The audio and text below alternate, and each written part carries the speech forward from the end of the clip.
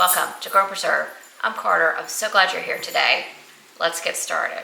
This was actually inspired, this recipe I'm going to do, it was inspired by one of you who said to me in the comments, it was Lisa, and she said, ooh, would that be good in like a fruitcake kind of bread? Well, I'm certain it would. But I ended up with a cinnamon flax muffin and incorporating the apricot date chutney.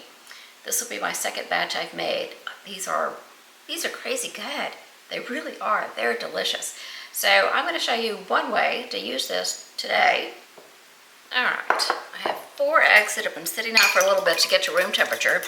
Just going to mix those up lightly.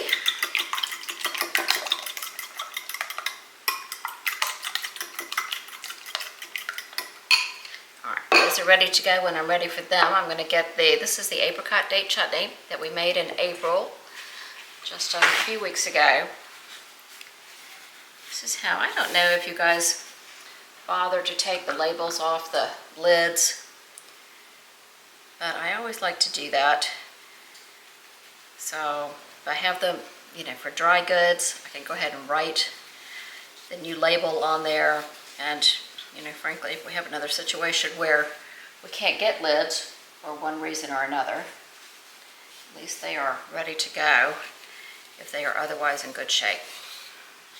I know that's, you're not supposed to say that, especially on a public forum like this, but in 2020, when lids were so hard to find, I was able to reuse some. This, by the way, I know a lot of you have that pry lid thing that's now like $40 on eBay. This is not that much less expensive, but it's like 20 something on Amazon. I'll link it down below. It feels like it probably took, I don't know, a quarter to make it, but my gosh, it works so well. There's no denting, no bumping, no anything. So I'm pretty happy with that. And so there's my, probably shouldn't be part of my little spiel, but it is. All right, so let's get the dry ingredients going now. This is a recipe that I'm kind of adapting. In fact, I'm adapting to the point that it's probably not recognizable as this recipe anymore, but it came from Sweet as Honey and his cinnamon muffins. So I will put down below the recipe that I use because I'm changing so much in here. We're going to start with 1 cup of flaxseed meal,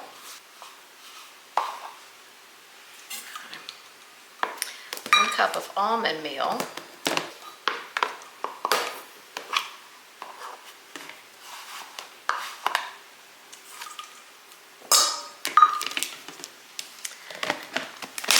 a tablespoon of baking powder, not baking soda, this will be baking powder, a full tablespoon.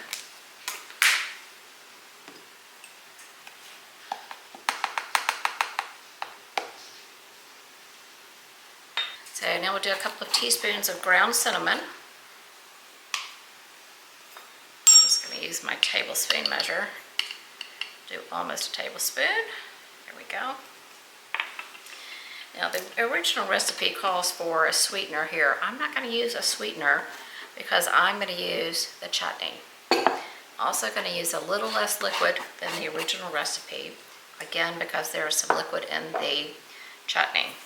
So let me get this mixed up. So there's no salt in this recipe. Usually, even in baking recipes, there is salt, and it just kind of doesn't taste right without it.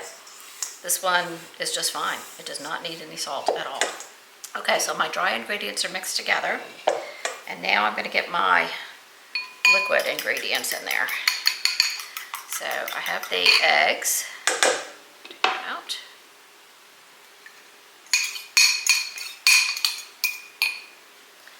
All right, that's 4 eggs, room temperature, lightly scrambled.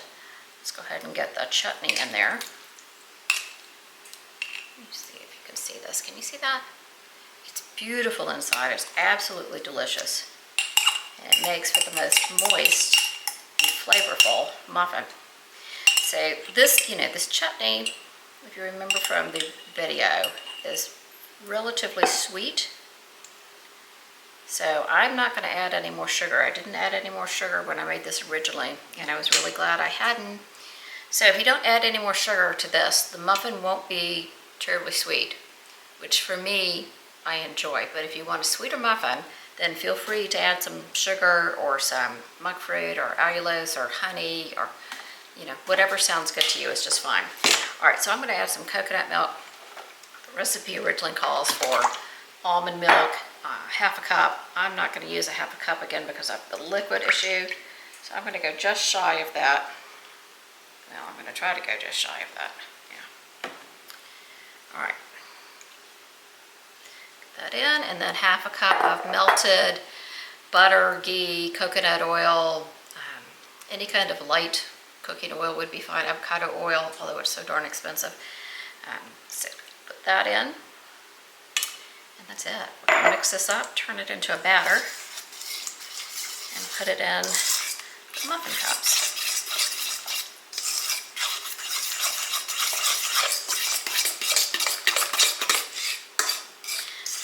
It looks a little wet going in, but the flax meal will really soak that up as it sits here for a couple of minutes. Okay, so see how that is thickening up a bit. So the other thing, this recipe or something like this, whatever your favorite muffin recipe is, any of the chutneys would be great in this. This one that we're using today has no heat to it at all. The only spice is from the ginger and seasonings. There's no heat involved. So it makes a great snack muffin, breakfast muffin, dessert muffin. Okay, so you can see now all of the dried fruit in there. And these are the little muffin sheets that I use. They're just, I don't know, silicone, I guess they are. And they're great. I don't put any type of fat on them at all. No coconut oil, no spray, nothing. And these muffins come out just fine. All right, let's get them in here. It makes 12.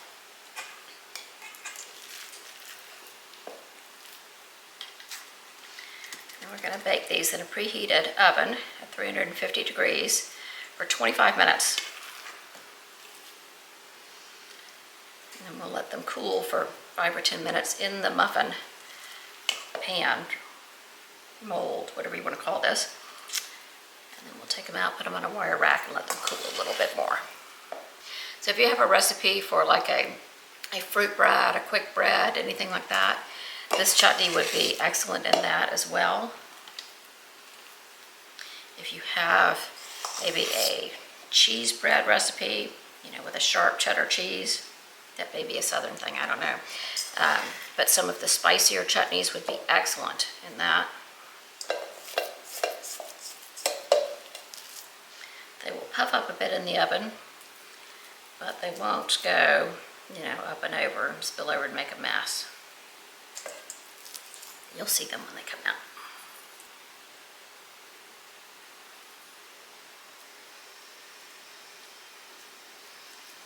All right. There are no nuts in these, but you could certainly add nuts as well. Pecans would be fantastic. Any nut would be great.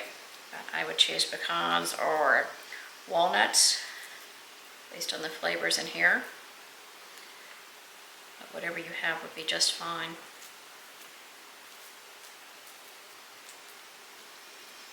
Okay, these are ready to go in the oven. That was it.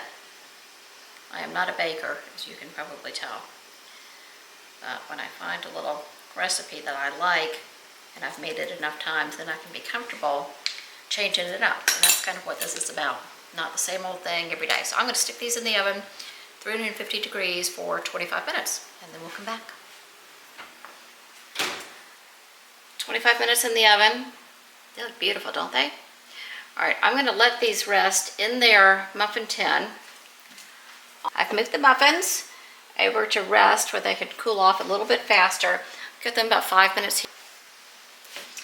All right, let's get these muffins out of the mold here so that they can continue cooling. That's how easily they come out of this mold.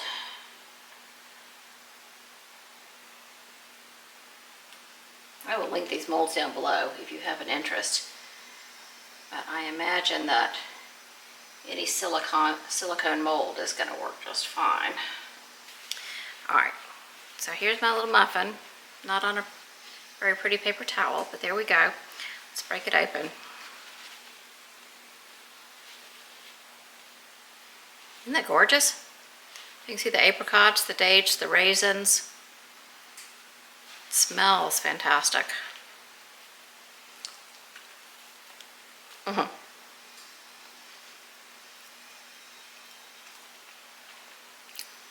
Super good. It's super moist. Cooked all the way through, but it's still super moist. Delicious. Anyway, give this or something like this a shot.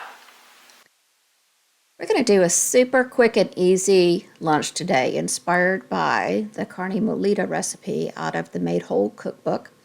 I'm using some dry canned ground beef from 2020. You can see there it has a little bit of fat in the bottom, but there's no liquid in there. So when I put it in the pan, I don't need to drain it first. I don't need to squeeze out the liquid first, or you can see David walking around, which is why we're on voiceover here. But anyway, I'm going to put this into a dry pan with the heat on, and I'm going to start the cooking process on this. We call this crispy beef at home because what I want is a nice crisp beef. So I'm going to add all the seasonings here, and I'm going to continue to flatten the beef out of the pan so that I get a nice sear on it.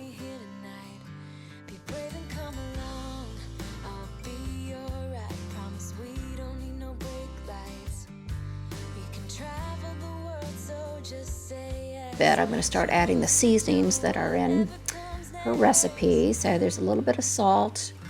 You see me add some onion powder, some pepper, some cumin.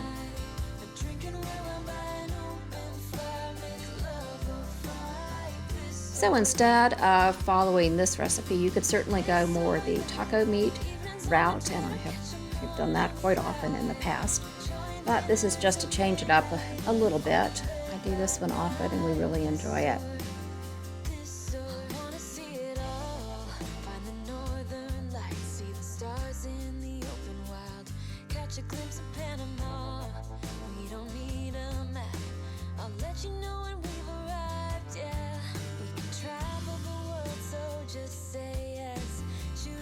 So now that all my seasonings are in, I'm going to add a little bit of oil. Make sure I can crisp this up without burning any of the seasonings. Mix it all together, and it's just literally, it just takes a couple of minutes for this to crisp up nicely and all the flavor to settle in. You can also add some hot pepper flakes if you want. You could add some smoked paprika if you wanted. Maybe some cayenne pepper, that would be good as well.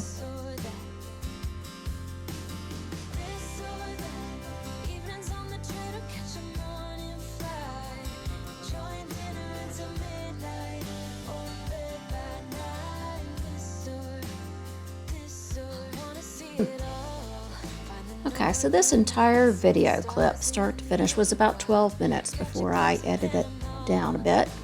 So now I'm just finishing this up. It was that quick. So I'm going to add some lime juice if I can get this bottle open. I've turned off the heat. The lime juice in there, and then I'm going to add some cilantro. Those are both ideas from her recipe. You know, I find it easy to Google, say, recipes with cooked ground beef or recipes with ground beef crumbles or something like that, and you can come up with all kinds of ideas. And sometimes a recipe will start with raw ground beef and have you crumble it like this. You know, this recipe did that.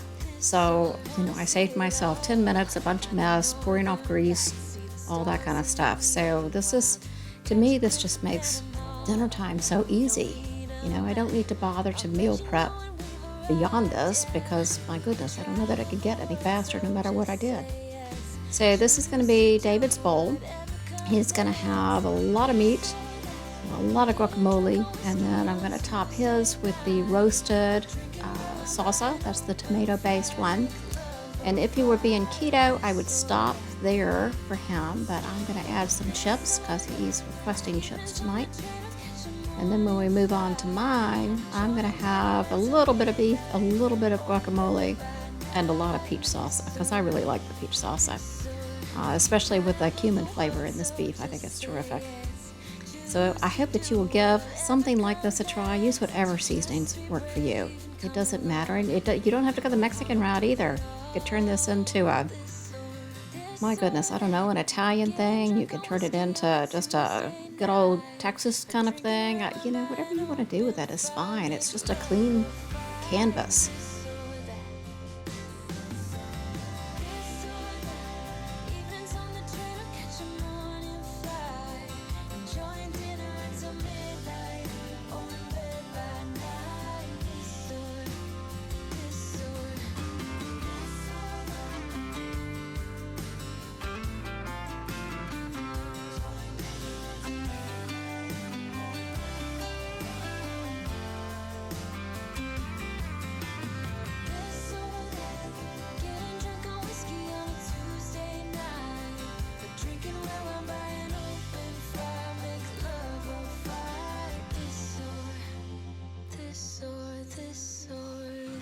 So now we're going to get into a recipe that we had for dinner one night, and it was really, really good. This was another recipe that was inspired by one of you. I was having a conversation with Erica down in the comments of one of the videos. Erica is from South Africa, and they have a lot of chutneys down there. And so we were talking about all the wonderful South African dishes. In Atlanta, there was a restaurant called 10 Degrees South, and they had the best food. Oh my goodness, it was fantastic, all South African. And they had lots of chutneys and things. And one thing that I particularly liked was Peri Peri Chicken. So this is kind of my take on Peri Peri Chicken. It is certainly not an authentic recipe. It is not even close to an authentic recipe. I didn't have any bird's eye chilies. I used the chili powder and the smoked paprika and the curry powder and all the stuff that I had on hand, and it turned out great. So, don't be afraid to mess with things. Just go for the flavor profile or whatever you happen to have that looks good. So I'm just going to get ready to do some rice here. I just cut up some of the vegetables I had floating around the refrigerator that needed to go. So I have an onion in there, I have a red pepper, and then I have some garlic scapes. I'm going to mix in some curry powder and some rice here in just a bit. And then the final touch on this one is going to be peach chutney, because that's Erica's favorite. So that's what I decided to use tonight. So I'm going to mix that into the rice. It's going to make a really good rice. It's a little sticky rice, but man, it was delicious. The flavor in that rice was absolutely fantastic.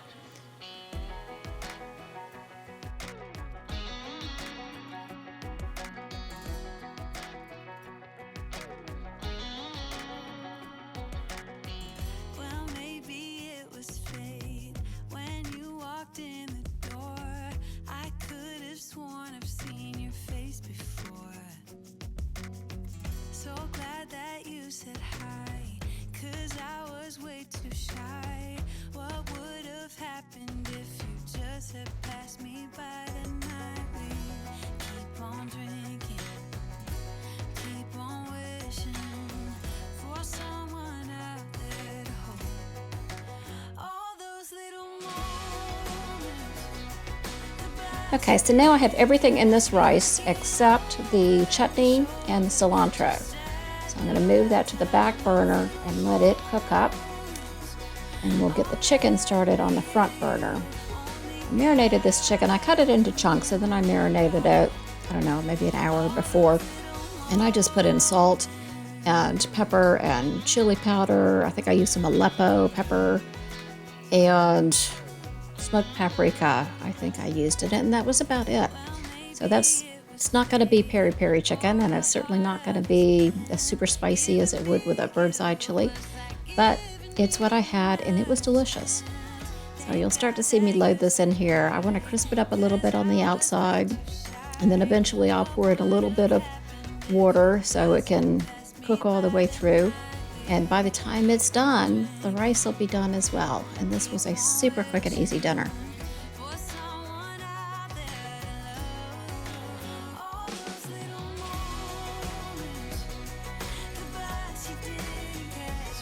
So this is 4 medium-sized chicken breasts that I cut up and marinated. So So I want you to pay attention to how full the pan is when I get it fully loaded. And then I want you to take note of the pan after David has gotten his. So he came over and took a little taste, and I thought that, 4 chicken breasts and all this rice would last us through 2 meals each. But I was wrong. You'll see the pan soon. So I'm going to get everything in here in a single layer, and I'm just going to let it be. I don't want any sticking to the pan, so I'm just going to let it crisp up on the bottom. You can see the rice going crazy back there. It's not bubbling quite that much. I do have you speed it up here a bit. So here goes the chicken, turning it over. Shortly after I turn this over, I'm going to add a little bit of water and let it finish cooking.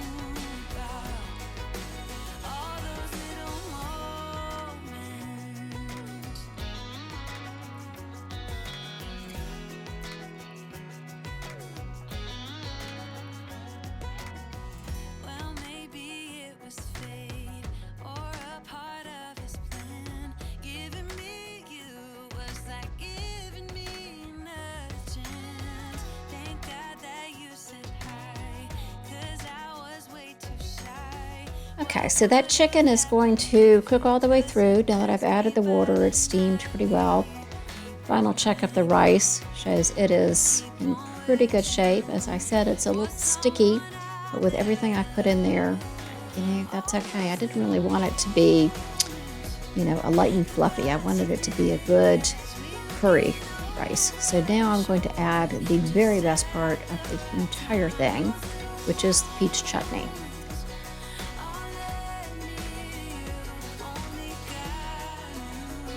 Wish you had a better shot of this. I'm sorry I had to use that back burner to even get you in the screen.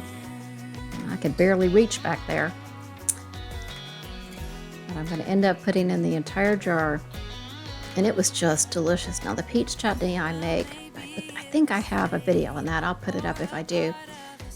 It has a good bit of spice to it, and it was just absolutely delicious in this curried rice.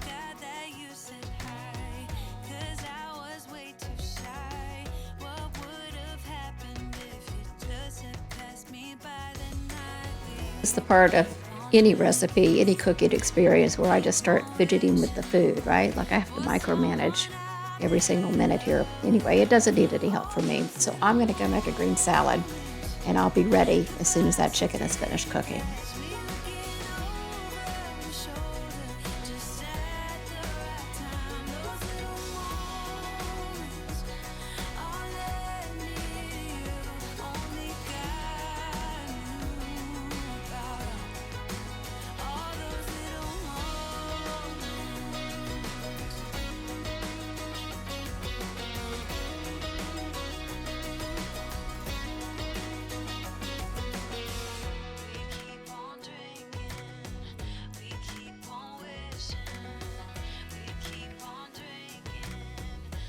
Okay, you see how much chicken is left? David has gotten his, so here comes mine now.